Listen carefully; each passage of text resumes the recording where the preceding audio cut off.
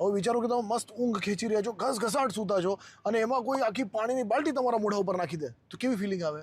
બસ એવું જ તમે કંઈ તમારી ગાડી સાથે કરો છો. હવે અક્સર લોકો શું કરે, પોતાની ચાવી લે અને પછી સીધા નાખીને અને તમે ચાલુ જ કરી દે ગાડી. હવે આની જગ્યાએ તમે શું કરી શકો છો? તમે ચાવી લ્યો, પછી તમે પાછું ચાવીને ઇન્સર્ટ કરો, પછી એને એકવાર ફેરવો.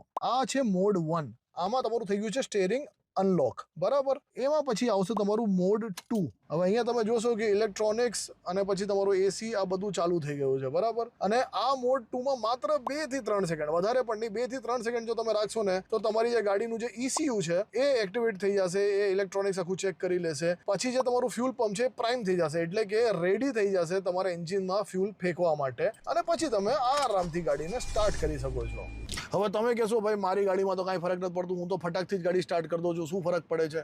ફરક કાંઈ નહીં પડે, નુકસાન કાંઈ નહીં થાય, પણ આ તો હરેક વસ્તુનો એક પ્રોસેસ હોય, તો એ પ્રોસેસ ફોલો કરવાવાળી વાત છે. તમે કોઈ વસ્તુને પ્રેમ કરતા હો તો એની કાળજી લ્યો છો, તો આની કાળજી તમે આવી રીતે લઈ શકો છો. બાકી નહીં કરો તો કાંઈ નુકસાન નહીં થાય. અને આવા જ વિડીયો માટે ફોલો કરો ઓટોમેરાકીને.